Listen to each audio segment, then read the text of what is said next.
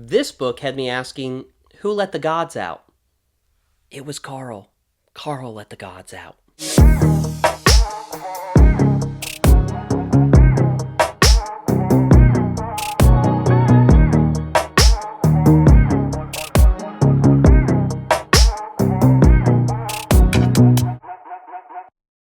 What's up, guys? My name's Hayden Murphy, and welcome to my YouTube channel. Today I'm going to be reviewing The Gate of the Feral Gods by Matt Dinniman. This is the fourth book in the Dungeon Crawler Carl series. Now, if you watch any of my previous reviews on the other books in the series, then you probably know what I already think of them. I love the first one, did not like the second one. Dungeon Anarchist Cookbook, as of before reading this book, was my favorite. This one is now my new favorite.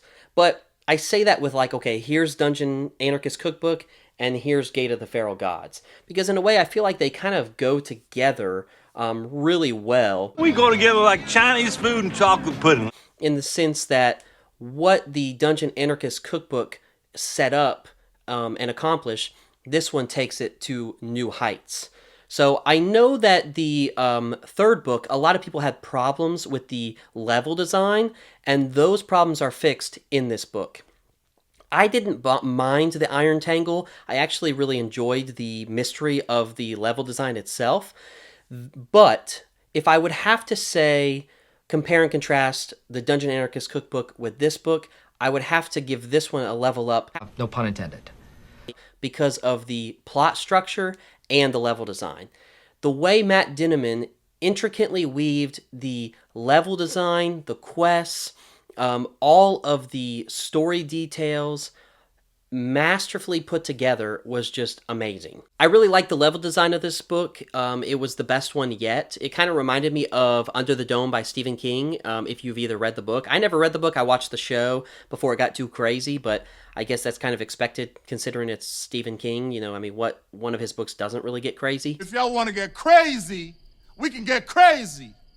But the level design of this book is so awesome because it forces Carl and Princess Donut to have to work with crawlers or other players that they never had before. So basically, it's like a sheet of like bubbles, essentially, and each one of the crawlers gets forced into a bubble. And this bubble consists of like 4 different quadrants. I think it's like the air, the land, the sea, and then like the crypt or like the underground level part. And each one of these quadrants has like a quest that they have to complete in order to unlock the stairwell access to that quadrant. But in order to go down the stairwell to the next level, they have to unlock all 4 quadrants of the bubble. And then everyone in the bubble will be able to advance to the next level. So if they don't get all 4 of those to unlock, then either no one is going to the next level or everyone will go to. And so it doesn't necessarily only hinge on the success of Carl and Princess Donut. It also hinges on the success of the other crawlers that they're trapped in this bubble with. And that was really great because it forced Carl and Princess Donut into situations and conflicts that they've not ever experienced before. And it was awesome because we get introduced to several new crawlers that I personally started to really like and enjoy.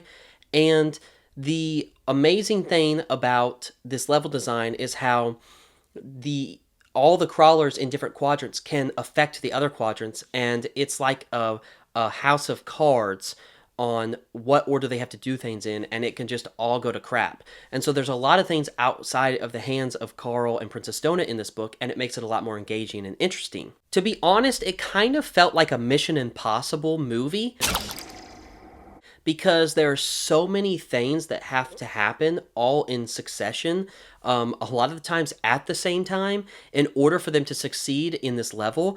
And it was just building in intensity the more I got through the book, to where like the climax of this book, you're just like, oh my gosh, are they going to be able to get out of this and solve this? Because it all requires on all these things happening at the same exact time. And it was exhilarating. I loved it. And unlike the second book, which I think, while it introduced the concept of quests, did not utilize the quests in a satisfying way with the story, he figured out a way to do that in this book. All the quests were really great, even to the point where this book essentially starts off immediately with a quest. The second book, it took a long time for them to even gain a quest. And with the quests, it doesn't feel, because it's part of the actual game and not like an outside party designing a quest that felt kind of out of place, it feels a lot better because it is designed and it's meant to happen in the way that the game designers want the crawlers to experience the game, if that makes sense. That doesn't make sense. There are moments in this book that gave me so much anxiety, particularly in some of the underwater scenes. If you guys have already read the book, you will understand what I mean by that. But I was just like flipping constantly through the pages, just like, oh my gosh, what's going to happen? What's going to happen? More so than any other previous Dungeon Crawler book. Another thing I really loved about this book is they dive more into the psyche of Carl than any previous book. So we're really starting to understand more of how he thinks, some of the trauma he's experienced, and I really, really feel for Carl. And it's just disheartening to understand where he came from, and it helps us understand, again, like I said, how it shapes him and how he views all this, and the fact that he's having to face all of these things.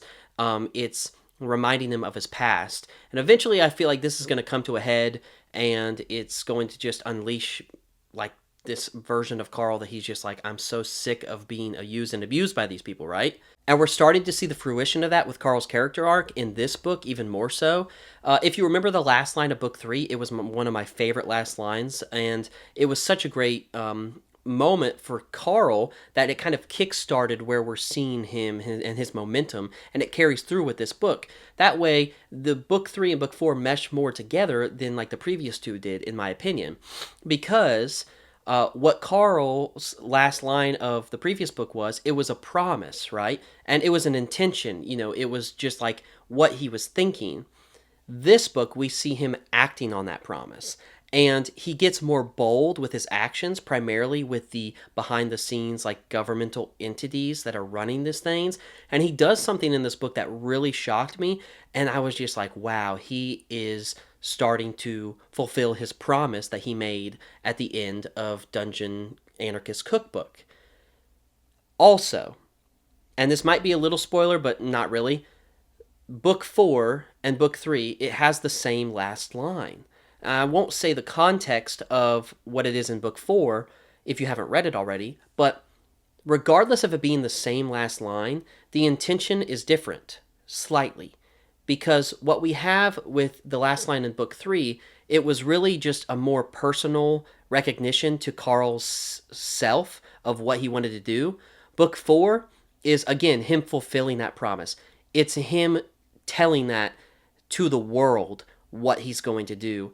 And that made it elevated a little more than the book 3 for me. Because, again, where he was putting in thought in the last book, he's now putting in action in this one. And I'm so excited to see what he's going to do moving forward, because he continues to have more of a target on his back and more eyes on him, that he's got to be really careful on what he does. But it's just really awesome because, again, my favorite things of this series is the behind-the-scenes political stuff. What is happening behind the people running the show, running the game. And this book intertwines the outside world and the inside world, I guess you could say, of the game, more so than any of the previous ones. And they're starting to blend more and more to where what's happening in the game directly affects what's happening on the outside world and vice versa. And what Carl does, particularly with the Gate of the Feral Gods in this book, is really, really awesome. And again, it's setting up more things for that level 9, that infamous level that they've set up from the first book. It's making me more and more excited till we get to that level 9, whichever book it is. This is exactly why level 9 was created. And again, why these two intermesh even more so is the Dungeon Anarchist Cookbook. this is the gift that keeps on giving. And I feel like we're going to get even more of it in future books, obviously, because it's going to be something he uses on a regular basis. It is the foundation of how he's able to do the things he's doing and where he's going to succeed. And so this Dungeon Anarchist cookbook, again, it's like it's hard for me to choose because the introduction of that cookbook in that book was just so amazing, but you get to see it used to even greater heights in this book, in my opinion. And I'm hoping we get to see it used in even greater things in the future books to come. Now, if you have not read this book, I would highly recommend you turn away from this video right now because I am going to spoil something that was revealed to us in the epilogue of this book, primarily so I can make a prediction for future installments. So I would go ahead and say turn away now because I'm about to spoil something at the end of the book. Okay, that being out of the way, if I'm not mistaken, I think this is the first book that has an epilogue. I don't remember reading an epilogue in the other ones. But with the revelation that Carl's girlfriend and Princess Donut's, I guess you could say boyfriend, I think it was Ferdinand the cat, with them both actually still being alive, it was interesting because they kind of teased the fact in the book that, hey, you know, they might use some of our dead loved ones against us in the later levels of the book. And you're thinking, oh, okay, well, that's going to be something they're going to have to deal with. But then the book goes even further to show you, oh, no. Bia, his ex-girlfriend, and Ferdinand, Princess Donut's little ex-cat lover thing, they are both alive and well. And I feel like, number one, it reveals that Odette is the one who gets to them first before other people could. So I don't know what Odette's, like, you know, motivations are in this, and I'm starting to not fully trust her and start to believe more so the word of Mordecai, regardless of the help Odette has given them. I believe, even though they're showing us that they're going to potentially use Bia and Ferdinand against them in the game, I actually believe this is a red herring. I believe that they are actually going to use Carl's dad against him at some point in the future game. I think that will have a bigger impact, not just physically, but emotionally against Carl. I think that's what it's building to. And I feel like that would be even crazier than for him to just encounter his ex-girlfriend. But I don't know, you know, I want to know, maybe that's already happened. If not, please, you know, if it has or if not, please don't spoil it in the comments for me. I want to experience it. But, you know, and it might not happen. I don't know. I'm just throwing out some wild theories there. An extraordinary theory. But I want to know, what did you guys think about Gate of the Feral Gods? Did you like it? Did you hate it? Was it your favorite? Was it just okay? Let me know in the comment section below. If you do me a favor, please drop a like on this video, and go ahead and subscribe because I plan on doing all of the Dungeon Crawler Carl series before the new book comes out in May. Not to mention, I got plenty of other book reviews that are coming out and movie reviews as well. So that would be great if you could subscribe so you don't miss out on any of those coming out. But I do appreciate you guys taking the time to watch this video, and I hope you have a great rest of your day, week, and I will catch you on the flip side. Bye.